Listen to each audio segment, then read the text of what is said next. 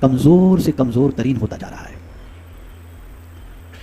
کوئی چیز ہے جو ہمیں اللہ سے دور کر رہی ہے، اور کوئی چیز ہے جو ہمیں اللہ کے رسول صلی اللہ علیہ وسلم سے بھی دور کر رہی ہے اور دین سے بھی دور کر رہی ہے.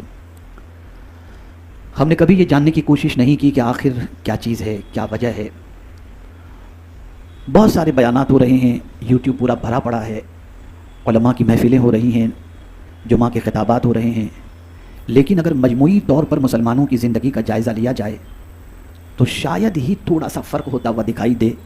ورنہ اگر میں یہ کہوں تو غلط نہ ہوگا کہ مرض بڑھتا گیا جوں جوں دوا کی.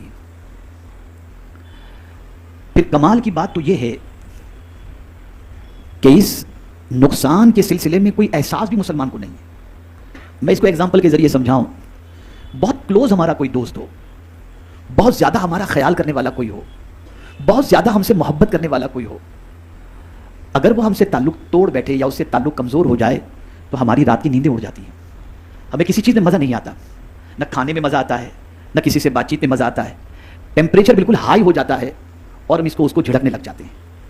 ایک عام انسان جس سے آپ محبت کرتے ہیں، جو آپ کا بھلا چاہنے والا ہے، اس سے تعلق کمزور ہو جائے تو آپ کا یہ حال ہے. قدرت سے تعلق کمزور ہو گیا، کوئی فرق نہیں پڑا. آپ کہیں میں 5 ٹائم کی نماز پڑھتا ہوں، میں نے رمضان کے روزے رکھے، میں تلاوت بھی کرتا ہوں، تو اب میں آپ سے یہ سوال پوچھتا ہوں کہ کیا اتنی ساری چیزیں آپ کے رب سے تعلق کے مضبوط ہونے کی دلیل ہے؟ اگر ہے تو پھر یہ بھی تو آپ دیکھو کہ اپنے محبوب کی ناراضگی اور رضا کا بھی تو خیال کرو. کبھی آپ نے سوچا کہ مجھ سے کون سی ایسی چیز ہو رہی ہے جس کی وجہ سے اللہ عز و جل اور اس کے رسول صلی اللہ تعالی علیہ وسلم کے فرمان کا اثر میرے دل پر نہیں ہوتا؟ اگر محبت ہو اللہ عز و جل سے، اس کے رسول صلی اللہ تعالی علیہ وسلم سے، تو ان کے فرمان کا اثر تو ہوگا نا. آپ پہلے سوچیں، میں جو عرض کرنے جا رہا ہوں. آپ نے اگر اپنے باپ کو بڑا مانا ہے، باپ کا رسپیکٹ، اللہ کی ذات ساری تمثیل سے پاک ہے، باپ کو آپ بڑا مانتے ہیں، آپ جانتے ہیں میرے باپ نے مجھے بڑا کیا، میرے باپ نے مجھے کھلایا، میرے باپ نے تعلیم دلائی، میرے باپ نے کپڑے دیے، میرے باپ نے یہ کیا، میرے باپ نے وہ کیا، یہ ساری چیزوں کو آپ جانتے ہیں. تو باپ جب کہتا ہے بیٹے یہ کرو تو آپ کرنے کے لیے تیار ہو جاتے ہیں. اور پھر یہ بھی جانتے ہیں کہ نہیں کروں گا تو میرا باپ مجھ سے ناراض ہو جائے گا. کبھی آپ نے یہ سوچا کہ باپ کو بھی روزی اللہ دے رہا ہے، باپ کو بھی پیدا اللہ نے کیا، مجھے بھی پیدا اللہ نے کیا، میں اپنے باپ کی بات نہ مانوں تو باپ ناراض ہو جائے، میں اپنے رب کی بات نہیں مانوں گا تو میرا رب ناراض نہیں ہوگا؟ یہ خیال کیوں نہیں آتا؟ یہ کیفیت کیوں پیدا نہیں ہوتی؟ آج اسی پر سے میں پردہ اٹھانے کی کوشش کروں گا تاکہ آپ جان سکیں کہ نصیحتیں کن کو فائدہ پہنچاتی ہیں اور کن کے دل پر نصیحتیں اثر انداز ہوتی ہیں. اگر اللہ کی آیت کا اثر، اللہ کے رسول صلی اللہ علیہ وسلم کے ارشاد کا اثر ہمارے دل پر نہیں ہوتا تو اس کا مطلب یہ نہیں کہ قرآن معاذ اللہ بدل دیا گیا. جو صحابہ کے زمانے میں تھا وہ قرآن اور تھا اور آج قرآن وہ ہے، یہ ہے نہیں. قرآن اس وقت بھی وہی تھا جو آج ہے، لیکن وہ سنتے تھے، زندگی بدل جاتی تھی. ایک مثال صرف آپ کے سامنے پیش کروں. مکے کی سرزمین پر جو لوگ شراب کی حرمت سے پہلے شراب پیا کرتے تھے، پانی کی طرح پیا کرتے تھے، کوئی دسترخوان ایسا نہ ہوتا جس میں شراب موجود نہ ہو. لیکن جب شراب کی حرمت کا حکم نازل ہوا اور رسول اعظم نے مدینے میں اعلان کر دیا کہ آج سے اعلان کروا دیا کہ شراب حرام ہو چکی ہے، تو سب نے فوراً شراب چھوڑ دی. یا اللہ ماجرا کیا ہے کہ سگریٹ نہیں چھوٹتی اور شراب چھوٹ گئی؟ تو جواب ملے گا اسی کو تلاش کرو کہ ان کے دل میں وہ کیا چیز تھی جس کی وجہ سے حکم الہی اور حکم رسول پر انہوں نے عمل فوراً کر لیا. اسی چیز کو مجھے آج سمجھانا ہے. اگر یہ سمجھ گئے آپ اور اپنی اصلاح کر لی تو اللہ چاہے گا تو انشاءاللہ العظیم رب کے فرمان اور اس کے رسول صلی اللہ علیہ وسلم کے فرمان کا بھی اثر ہمارے دل پر انشاءاللہ العظیم ہوگا. میرے پیارے آقا صلی اللہ تعالی علیہ وسلم کے پیارے دیوانوں، قرآن کہتا ہے فذکر فإن الذکریٰ تنفع المؤمنین، نصیحت کیجئے اس لیے کہ اہل ایمان کو نصیحت فائدہ پہنچاتی ہے. کس کو فائدہ پہنچاتی ہے؟ بولیے، اہل ایمان کو. اب اگر میں آپ سے سوال کروں کہ آپ مومن نہیں تو آپ کہیں حضرت کیسی بات کرتی ہیں، ہم تو مومن ہیں. تو جب مومن ہیں تو پھر نصیحتیں اثر کیوں نہیں کر رہی؟ کیوں اللہ کا حکم سن کر زندگی نہیں بدل رہی؟ تو اب یہاں پر میں آپ کو سمجھا دوں، ہم اصطلاح شریعت کے اعتبار سے تو مومن ہیں، لیکن قرآن مقدس میں جو مومن کے اوصاف اور حضور صلی اللہ علیہ وسلم کے ارشادات کے اندر جو مومن کی تعریف کی گئی ہے، کیا اس اعتبار کے ہم مومن ہیں؟ آئیے میں آپ کو صرف ایک آیت اور ایک حدیث کی روشنی میں پوچھنا چاہوں گا. پہلی آیت، انما المؤمنون الذين اذا ذكر الله وجلت قلوبهم واذا تليت عليهم اياته زادتهم ایمانا. اب یہاں مومن کی ڈیفینیشن قرآن بیان کر رہا ہے کہ مومن تو وہی ہے کہ جب اس کے سامنے اللہ ذکر کیا جائے تو اس کا وجود کانپنے لگتا ہے، اس کا دل کانپنے لگتا ہے. वजिलत कुलूबुहुम, उसका दिल कांपने लगता है। वइज़ा तुलियत अलैहिम आयातुहु ज़ादतहुम ईमाना, और जब उनके सामने आयात की तिलावत की जाती है तो उसका ईमान बढ़ता चला जाता है। ये मोमिन की डेफिनेशन बयान की गई। क्या हमारी ये कैफियत है? क्या हमारा ये हाल है? अगर हमारा ये हाल नहीं है तो हमें अपने ईमान का एहतिसाब करके अपने ईमान को दुरुस्त करना पड़ेगा। अब सवाल ये पैदा होता है कि ये ईमान क्यों हमारे अंदर नहीं है? हम सिर्फ शरीयत की इस्तिलाह के एतबार से मोमिन हैं, लेकिन हमारी दिल की कैफियत वो ईमान वाली क्यों नहीं, जैसा ईमान कुरान चाहता है और जैसा ईमान रसूल आज़म सल्लल्लाहु अलैहि वसल्लम चाहते हैं। इसलिए कि ईमान का ठिकाना दिल है, ईमान का ठिकाना दिल है। तो मेरे प्यारे आका सल्लल्लाहु तआला अलैहि वसल्लम के प्यारे दीवानों, एक वजह तो आप, एक तारीफ तो ईमान मोमिन की आपने समाअत फरमा ली। अब हुजूर सल्लल्लाहु अलैहि वसल्लम के इरशाद की रोशनी में एक ईमान की तारीफ समाअत फरमा लें। ला युमिनु अहदुकुम हत्ता अकुना हवाहु तबअन लिमा जिअतु बिही। आका करीम सल्लल्लाहु अलैहि वसल्लम फरमाते हैं, तुम में का कोई शख्स उस वक्त तक कामिल मोमिन नहीं हो सकता जब तक कि अपनी ख्वाहिश को भी मेरे लाए हुए दीन के ताबे न कर दे। ख्वाहिश भी जो अंगड़ाइयां लेती हैं, उन ख्वाहिश को भी देखो कि हुजूर के दीन के मुताबिक ख्वाहिश है तो उस ख्वाहिश को पूरी करो। अगर हुजूर की शरीयत के खिलाफ कोई ख्वाहिश पैदा हो रही है तो इस ख्वाहिश को जब तक कि तुम छोड़ोगे नहीं तब तक कमाल ईमान की दौलत से मालामाल नहीं हो सकते। अब मैं आपको बताऊं, ये दिल में ईमान रहता है, और जब दिल खराब हो जाए, जब दिल खराब हो जाए तो फिर असर अंदाज न अल्लाह की बात होती है न अल्लाह के रसूल सल्लल्लाहु अलैहि वसल्लम की बात होती है। मेरे प्यारे आका सल्लल्लाहु तआला अलैहि वसल्लम के प्यारे दीवानों, इसी को अल्लाह अज़्ज़ व जल्ल ने कुरान मुक़द्दस के अंदर एक मकाम पर फरमाया, फ़वैलुल लिल क़ासियति क़ुलूबुहुम मिन ज़िक्रिल्लाह। अल्लाह अज़्ज़ व जल्ल इरशाद फरमाते हैं, अल्लाहु अकबर, वैल है, खराबी है उन सख्त दिलों के लिए जो अल्लाह के जिक्र से मोम नहीं होते, अल्लाह के जिक्र का असर उन पर नहीं होता। खराबी है ऐसे दिल के ऊपर। अगर हमारा दिल इतना सख्त हो चुका है कि उस पर अल्लाह की बातों का असर नहीं होता, अल्लाह के रसूल की बातों का असर नहीं होता, तो दिल हमारा सख्त हो चुका है। और सख्त दिल होना, अल्लाहु अकबर, ये बदबख्ती की अलामत है, फरमाया गया बदबख्ती की अलामत है। इसमें कोई ये कमाल ना समझे, मैं तो बहुत सख्त दिल आदमी हूं यार, किसी का जनाजा पढ़ाओ तब भी आंसू नहीं निकलता। मियां ये कमाल की बात नहीं है, ये तबाही का मातम करने का वक्त है। सख्त दिली अच्छी चीज नहीं है। अगर किसी का दिल थोड़ा सा भी सख्त उस जमाने में होता कि कोई वाकया देखकर उन पर कोई असर न होता, नरमी पैदा न होती, तो सहाबा हुजूर के पास जाते, अर्ज करते, सरकार मेरा दिल बहुत सख्त हो चुका है, कोई नुस्खा बताएं जिससे मेरा दिल नर्म पड़ जाए। अब आइए मैं आपको बताऊं ये दिल सख्त कैसे होता है। मेरे प्यारे आका सल्लल्लाहु अलैहि वसल्लम के प्यारे दीवानों, हज़रत मालिक बिन दीनार रहमतुल्लाहि तआला अलैह ने फरमाया, सख्त से सख्त तर अदाब उसको है जिसका दिल सख्त हो। जिसका दिल सख्त हो, सख्त से सख्त अदाब उसको है। और जिस पर अल्लाह की सख्त नाराजगी हो, तवज्जो चाहूंगा, जिस पर अल्लाह की सख्त नाराजगी हो उनके दिलों से रहमत निकाल दी जाती है।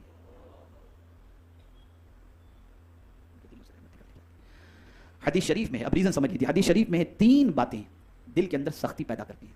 गौर से सुनो, कितनी बातें? मैं समझता हूं आप में से, हम में से कोई नहीं चाहेगा कि हमारा दिल सख्त हो। चाहेगा कोई? ऐसा जवाब चाहेगा कोई? अब सुनिए, रसूल आज़म सल्लल्लाहु अलैहि वसल्लम के एहसान पर कुर्बान जाइए कि दिल की सख्ती के हवाले से हुजूर सल्लल्लाहु अलैहि वसल्लम इरशाद फरमाते हैं, 3 बातें दिल में सख्ती पैदा करती हैं। हुब्बे ताम, खाने की मोहब्बत, ये आइटम वो आइटम, ये डिश वो डिश, ये दिल में सख्ती पैदा करती है। जो आ जाए, जो मिल जाए उसे खा लिया करो। ये चटके जो है ना, आज हमारे यहाँ शादियों में क्या होता है, 70 डिशेज 80 डिशेज, और समझते हैं ये करने में कोई मुज़ायका नहीं। जरा देखो, मैं तो ऐसे जालिमों को रोते हुए भी नहीं देखता हूं, उनकी आंखों में आंसू आप जल्दी नहीं देखेंगे इल्ला माशाअल्लाह। तो ये जो हुब्बे ताम है, बहुत ज्यादा खाना, किस्म किस्म की वेराइटीज के खाने का शौक। हाँ, अच्छा खाना खाइए, कोई मुदायके की बात नहीं, बस एक लिमिट होती है। अच्छा खाना खाने के लिए कुरान ने मना नहीं किया, कुलू मिन तय्यबाति मा रज़क़नाकुम, जो कुछ हमने तुमको हलाल में से दिया उसे खाओ, लेकिन मुझे ये होगा तो ही मैं खाऊंगा, और सादा खाना पसंद नहीं आता, और फिर दबा के खाऊंगा और 7 अप का धक्का लगाऊंगा, ये चीज दिल को सख्ती पैदा करती है। दूसरी चीज हुब्बे मनाम, बहुत सोना, जी भर के सोना, और सोने ही की फिक्र करना।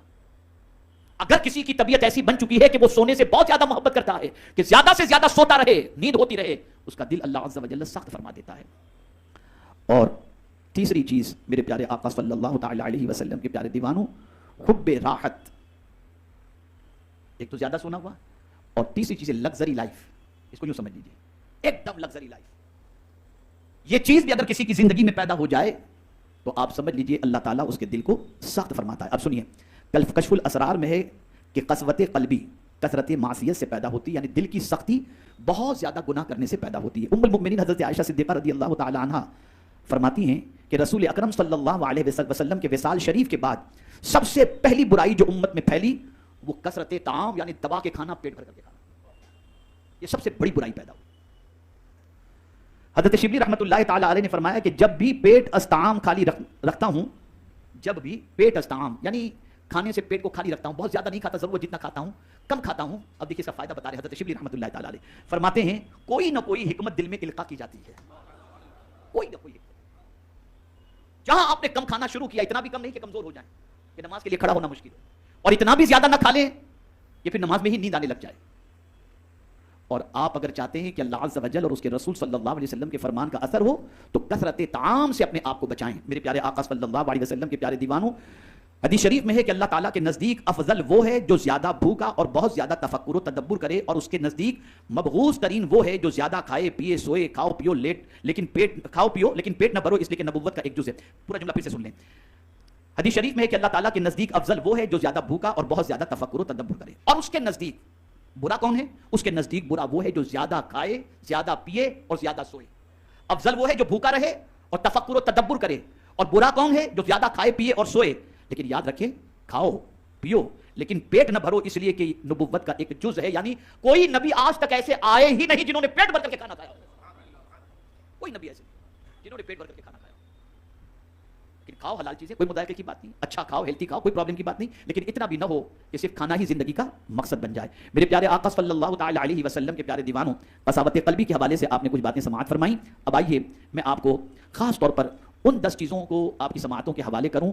پہلے تو یہ بتا دوں کہ نصیحت قبول کون کرتا ہے, جیسا کہ فرمایا گیا وذکر فإن الذکریٰ تنفع المؤمنین, نصیحت کرو کہ نصیحت ایمان والے قبول کرتے ہیں. اسی طریقے سے ایک مقام پر فرمایا گیا وذکر فإن, اللہ عز و جل نے ارشاد فرمایا کہ نصیحت کرو کہ نصیحت جو ہے وہ نفع پہنچاتی ہے, لیکن کس کو نفع پہنچاتی ہے اس کو قرآن نے مینشن کیا, سیذکر من یخشی, جو اللہ سے ڈرتا ہے نصیحتیں اسے نفع پہنچاتی ہیں. اور اگر نصیحتیں ہمیں اثر نہ کریں تو سمجھ لینا چاہیے کہ ہمارے دل میں اللہ کا ڈر نہیں, سمجھ لینا کہ ہمارے دل میں اللہ کا ڈر نہیں. اب آئیے, بڑی پیاری نصیحت تفسیر روح البیان کے اندر بیان کی گئی. فرماتے ہیں کہ 10 چیزوں پر نصیحتیں مشتمل ہیں کہ یہ 10 چیزیں عوام کے سامنے پیش کی جائیں تاکہ سامعین کو نفع حاصل ہو. بہت غور سے سنیے گا. 10 چیزیں ایسی ہیں سننے والے کو اگر بتائی جائیں اور سننے والا اس پر غور کرے اور سوچے تو اللہ تعالیٰ اس کو اس نصیحت سے نفع پہنچاتا ہے. 10 چیزیں سن لیں.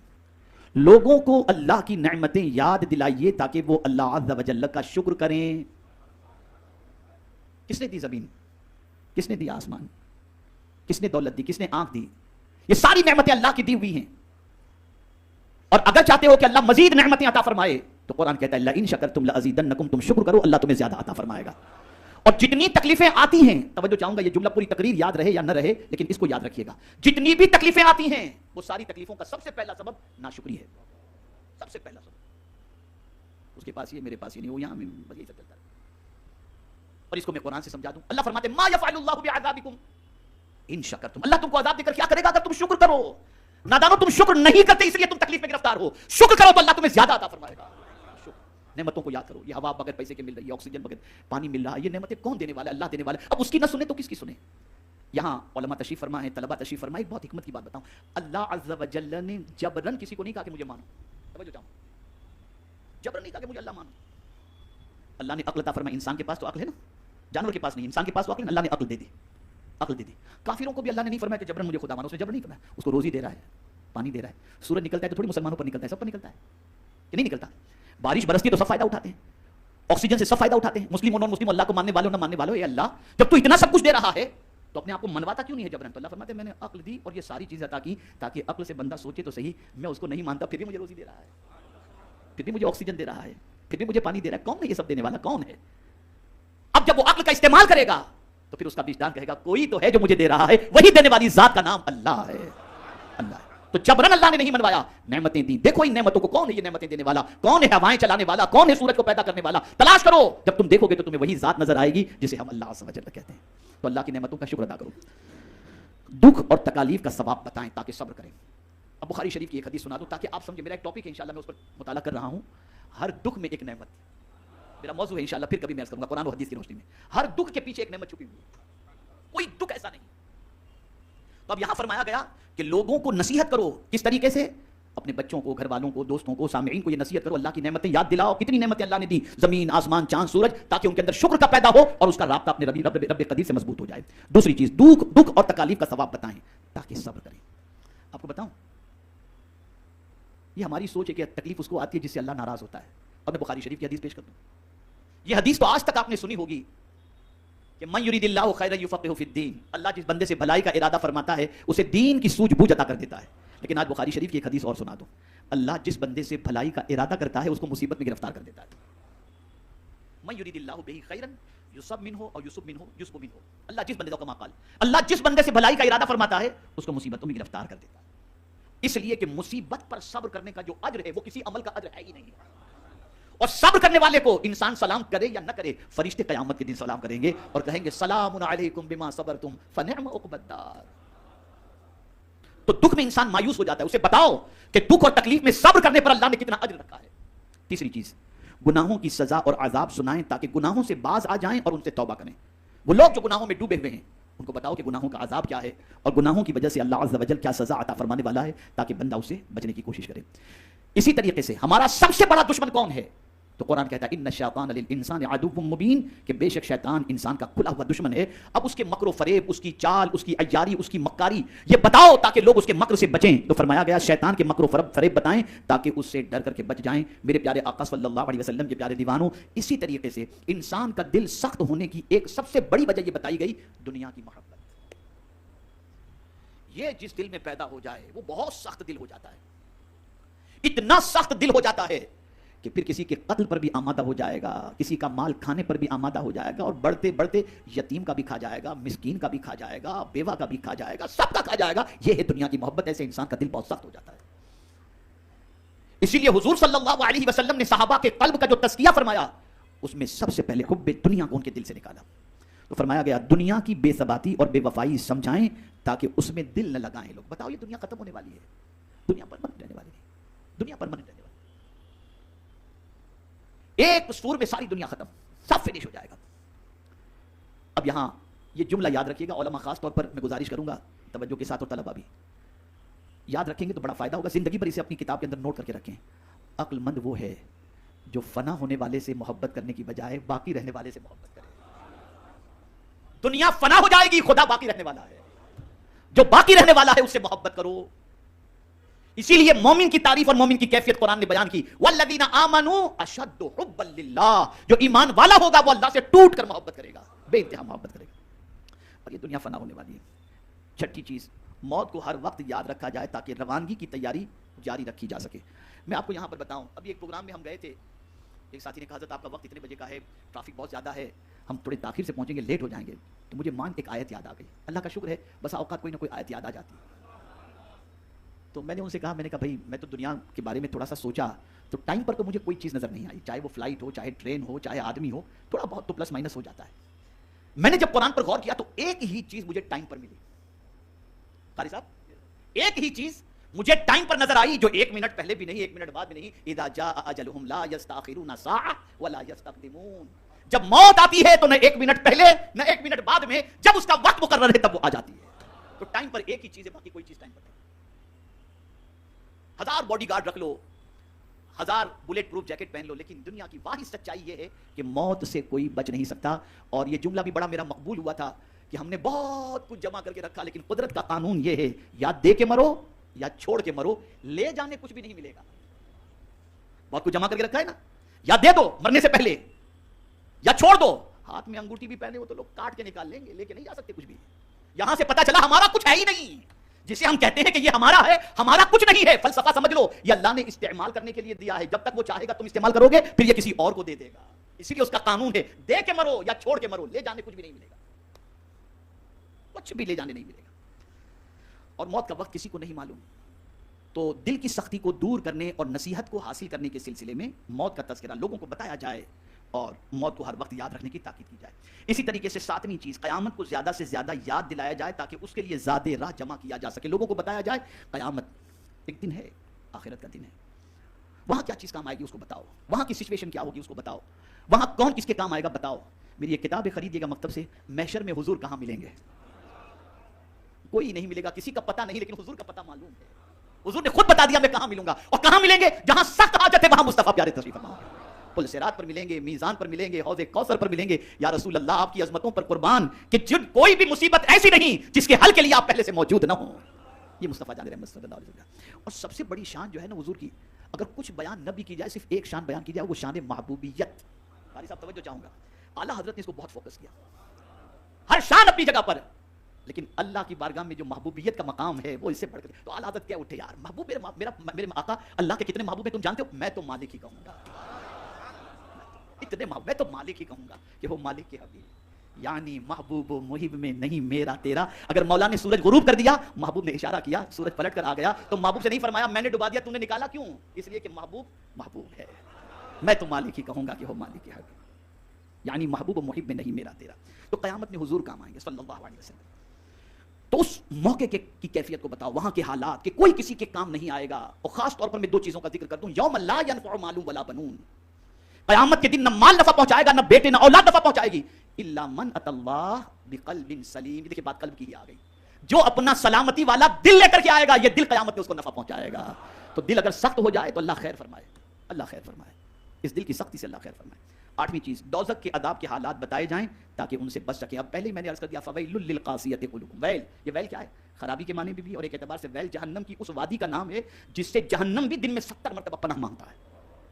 تو جس کا دل سخت ہو جائے، جس کے دل پر اللہ اور اس کے رسول کی باتوں کا اثر نہ ہو، اسے ڈرنا چاہیے اپنے ٹھکانے کے بارے میں۔ 9ویں چیز، بہشت کی نعمتیں سنائی جائیں تاکہ انہیں رغبت ہو، جنت کی بہاروں کے بارے میں بتایا جائے، کیا کیا جنت، شرابن طہورا۔ سب سے بڑی چیز تو یہ کہ یہاں تو یار کہیں بیٹھو تو کوئی اچھی بات، کوئی اس نے آپ کے بارے میں یہ کہا، فلاں نے یہ کہا، tension tension tension tension tension. جنت ایسی جگہ ہے وہاں کوئی ٹینشن نام کی چیز ہے ہی نہیں، کوئی ٹینشن کی بات نہیں۔ آدمی چاہتا ہے کہ دنیا میں میری تمنا پوری ہو، توجہ چاہوں گا اس جملے پر، آدمی چاہتا ہے دنیا میں میری تمنا پوری ہو، اللہ فرماتے تو دنیا میں میں جو چاہتا ہوں وہ تو کر، جنت میں تو جو چاہے گا میں وہ کروں گا۔ تو ہماری تمنا پوری ہونے کی جگہ دنیا نہیں جنت ہے۔ وَلَكُمْ فِيهَا مَا تَشْتَهِي أَنفُسُكُمْ وَلَكُمْ فِيهَا مَا تَدَّعُونَ، جو چاہو گے اللہ تمہیں عطا، اور کوئی محنت بھی نہیں کرنی، کمانے بھی نہیں جانا، خیال ہوا کہ یار یہ مل جائے تو فوراً سامنے آ جائے، یہ کہا۔ آخری بات، ہر بات کو خوف اور رجا کے درمیان رکھا جائے، یعنی کبھی اللہ تعالیٰ کی عظمت و ہیبت کا تصور دلایا جائے تاکہ اس کا خوف دل میں پیدا ہو، کبھی اللہ کی رحمت اور مہربانی بتائی جائے تاکہ اس سے امید ہو۔ جو پند و نصیحت 10 امور پر مشتمل ہو تو اہل ایمان کو اس سے بہت بڑا فائدہ ہوگا۔ یہ 10 باتیں ایسی ہیں کہ اگر ایمان والے کے سامنے یہ 10 باتیں رکھی جائیں تو ایمان والے کو فائدہ پہنچے گا۔ تو میرے پیارے آقا صلی اللہ تعالی علیہ وسلم کے پیارے دیوانوں، ضرورت اس امر کی ہے کہ ہم جو ہے اللہ عز و جل کے فرمان پر عمل کریں، رسول رحمت صلی اللہ علیہ وسلم کی تعلیمات پر عمل کریں، اور اپنے دل کو سختی سے بچائیں، اور جو چیز دل میں سختی پیدا کرتی ہے اس سے بچنے کی کوشش کریں۔ میرے پیارے آقا صلی اللہ تعالی علیہ وسلم کے پیارے دیوانوں، یہاں پر آخری بات عرض کر کے میں اپنی گفتگو کو ختم کرتا ہوں۔ میرے پیارے آقا صلی اللہ علیہ وسلم کے پیارے دیوانوں، تفسیر کبیر میں آخرت میں لوگ 3 قسم کے ہوں گے۔ آخرت میں لوگ 3 قسم کے ہوں گے، اور یہ 3 قسم کے لوگ وہ ہوں گے جن کو قیامت کے دن اللہ عز و جل کامیابی اور کامرانی کا مزدہ جہاں فضا عطا فرمائے گا۔ ان میں سے پہلا، جس سے اس کے متعلق یقین ہے، یعنی یقین ہے قیامت کے بارے میں کہ یقین قیامت پیدا ہو، قیامت قائم ہوگی، اور جو قیامت پر یقین رکھے، جیسا کہ وَبِالْآخِرَةِ هُمْ يُوقِنُونَ، یہ قرآن شریف ہے، جس کے دماغ کے اندر آخرت کا یقین پیدا ہو جائے۔ میں آپ کو مثال کے ذریعے سمجھاؤں، جب آپ کے ذہن میں یہ بات پیدا ہو جائے گی کہ مجھ سے کوئی حساب لینے والا ہے تو آپ سنبھل کر کے چلیں گے، اور یہ تصور نکل گیا تو آپ اپنی مرضی سے زندگی گزاریں گے۔ تو جب کسی انسان کو یہ یقین ہو جائے کہ قیامت قائم ہونے والی ہے تو اس کے دل میں اللہ عز و جل کے فرمان کا اور اس کے رسول صلی اللہ علیہ وسلم کے فرمان کا اثر ہوگا، جیسا کہ سیذکر من یخشی، قریب نصیحت مانے گا جو ڈرتا ہے، اسی کی تفسیر میں یہ ہے۔ دوسرا، وہ شخص قیامت کے قائم ہونے کا تو قائل ہے لیکن اسے مکمل یقین ہے۔ بڑی معذرت کے ساتھ عرض کرتا ہوں، آج کل لوگوں کا یقین بڑا کمزور ہو گیا ہے، اتنا کمزور ہو گیا ہے کہ میں آپ کو کیا بتاؤں، بہت کمزور ہو گیا، بہت کمزور ہو گیا۔ سوچتے کیا یار مرنے کے بعد قبر میں جانے کے بعد پھر واپس اٹھائے جائیں گے، یہ آدمی سوچ رہا ہے، خاص طور پر دنیاوی تعلیم یافتہ۔ وہ دل سے تو کہتا ہے کہ ہاں قیامت قائم ہونے والی ہے، لیکن آخرت کے بارے میں یقین ڈلمل جیسا ہے۔ تو فرمایا اس کے وجود کا تو قائل ہے، جانتا ہے کہ آخرت قیامت قائم ہوگی، لیکن اسے مکمل یقین نہیں، نہ نفی میں نہ اس بات میں، کبھی پازیٹیو ہوتا ہے کبھی نیگیٹو، سوچتا ہے ہو سکتا ہے قائم ہوگی، نہیں ہو سکتا یار، کیسے قائم ہوگی، یہ ساری چیزیں ہوتی ہیں۔ تو ایسے شخص کے حوالے سے بھی فرمایا گیا کہ اس کو برابر نصیحت کی جائے۔ ایک تو آخرت پر یقین رکھنے والے کو نصیحت کرو تو اس کو نصیحت نفع پہنچائے گی۔ ایک ایسا شخص جو تھوڑا ڈھلمل ہے، بار بار نصیحت کرو، بار بار۔ حضور صلی اللہ علیہ وسلم کثرت سے نصیحت فرماتے تھے، تو برابر نصیحت کرتے رہو، ایک دن اس کا یقین پختہ ہو جائے گا، دونوں کو فائدہ پہنچے گا۔ لیکن تیسرے کے بارے میں فرمان ہے کہ اس کا مکمل طور پر منکر ہے، یعنی جو شخص آخرت کے بارے میں یقین رکھتا ہی نہیں ہے اسے پھر کوئی تقریر نفع نہیں پہنچائے گی، کوئی نصیحت نفع نہیں پہنچائے گی۔ میرے پیارے آقا صلی اللہ تعالی علیہ وسلم کے پیارے دیوانوں، اپنے دل کو ایمان کی دولت سے مالا مال کریں، اور یہ جملہ یاد رکھیں کہ اگر اللہ اور اس کے رسول کے فرمان کا اثر دل پر نہیں ہوتا تو سمجھ لینا کہ ایمان بھی کمزور ہے، اور ساتھ ہی ساتھ ہمارا دل بھی سخت ہو چکا ہے۔ اب اس دل کی سختی کا علاج اور ایمان کی مضبوطی کا طریقہ کیا ہے تو سن لو، دل کی سختی کا علاج کثرت سے توبہ و استغفار کرو، کثرت سے قبرستان کی زیارت کرو، یتیموں کے سر پر دست شفقت رکھو، بیماروں کی عیادت کرو، تمہارا دل سخت ہو جائے گا، کثرت سے توبہ و استغفار کرو، اسی کے ساتھ ساتھ قرآن مقدس کی تلاوت کرو، دل انشاءاللہ نرم ہو جائے گا، اور اسی کے ساتھ ساتھ میرے پیارے آقا صلی اللہ تعالی علیہ وسلم کے پیارے دیوانوں، ایمان کے اضافے کے لیے، ایمان کی ترقی کے لیے قرآن مقدس کی تلاوت کثرت سے کرنا چاہیے، رسول رحمت صلی اللہ تعالی علیہ وسلم کے احسانات کو یاد کرنا چاہیے، اور اسی کے ساتھ ساتھ آخرت کے بارے میں فکر رکھنی چاہیے۔ انشاءاللہ العظیم ہمارا دل نرم بھی ہوگا، اور ساتھ ہی ساتھ پروردگار جل جلالہ ہمیں ایمان کی ترقی کا درجہ، اور پروردگار ہمارے ایمان کو کمال کے درجے تک پہنچائے گا۔ اللہ تعالیٰ آقا کریم صلی اللہ علیہ وسلم کے سب کو طفیل مجھے آپ کو سب کو اللہ اور اس کے رسول کے ارشادات پر عمل کرنے کی توفیق نصیب فرمائے۔ دیکھیے میں پھر عرض کر دیتا ہوں، آپ برابر آتے رہیں، برابر محنت کریں اور سیکھنے کی کوشش کریں۔ اگر یہ دعوت آپ کو دی جا رہی ہے اور آپ آنے میں کوتاہی کرتے ہیں یا کمزوری یا سستی پیدا کرتے ہیں تو آپ یہ سمجھ لیں کہ شیطان جو چاہتا ہے اس کی طرف آپ توجہ دے رہے ہیں۔ ابھی ہم میٹنگ میں تھے، ہمارے ساتھی قاری رضوان صاحب مجلس انصار کے ساتھیوں کو بتا رہے تھے جلدی جلدی جلدی کے بارے میں، تو مجھے اس وقت بات یاد آئی تھی، لیکن میں اس وقت چونکہ وقت کم تھا یہاں آنا تھا تو میں نے نہیں بتایا، لیکن آپ کو بتا دوں۔ قاری صاحب بتا رہے تھے کہ آپ لوگ 11 بجے آتے ہیں، ذرا جلدی آ جایا کریں۔ اب جلدی کون آئے گا؟ میں اس کو قرآن کی روشنی میں سمجھاتا ہوں۔ کس کی روشنی میں؟ بولیے۔ اللہ نے حضرت موسیٰ علیہ السلام سے فرمایا کہ اپنی قوم کے ساتھ کوہ طور پر آ جاؤ۔ کہاں نبی کی رفتار اور کہاں امتی کی چال، فرق تو ہوتا ہے۔ اب جب چلے قوم کو لے کر تو حضرت موسیٰ علیہ السلام جلدی پہنچ گئے، اور جلدی بھی تھی ان کو پہنچنے کی، وہ جلدی جانا بھی چاہتے تھے، قوم آہستہ آہستہ آ رہی تھی۔ تو اللہ نے فرمایا لما تعجلک عن قومک یا موسیٰ، اے موسیٰ تم نے آنے میں جلدی کی تمہاری قوم سے کیا وجہ ہے؟ کہاں ہے تمہاری قوم؟ توجہ چاہوں گا، ہمارے یہاں ہوتا ہے نا، ارے پہنچیں گے جب حضرت کا بیان شروع ہوگا، تو اس سے پہلے کیا بیان نہیں ہوتا ہے؟ اس سے پہلے کیا دین نہیں سکھایا جاتا؟ اور جب بیان شروع ہوگا تب جائیں گے؟ نہیں۔ تو اللہ نے حضرت موسیٰ علیہ السلام سے فرمایا لما تعجلک عن قومک یا موسیٰ، تمہاری قوم سے جلدی تم کیوں آ گئے اے موسیٰ؟ تو حضرت موسیٰ نے کیا جواب دیا؟ قال ہم اولائی علی اثری، مولا وہ میرے پیچھے پیچھے آ رہے ہیں۔ اب تو نے پوچھا کہ جلدی کیوں کیا، تم جلدی کیوں آ گئے؟ فرماتے وعجلت الیک ربی لترضی، مولا میں نے جلدی اس لیے کی تاکہ تو راضی ہو جا، تو راضی ہو جا، اس کے لیے میں نے جلدی کی۔ مزاج دیا حضرت موسیٰ علیہ السلام نے، اللہ کی راہ میں جب نکلنا ہو تو تاخیر نہ کرو، جلدی کر دیا کرو، جلدی کیا کرو۔ یہ سب سیکھو آپ۔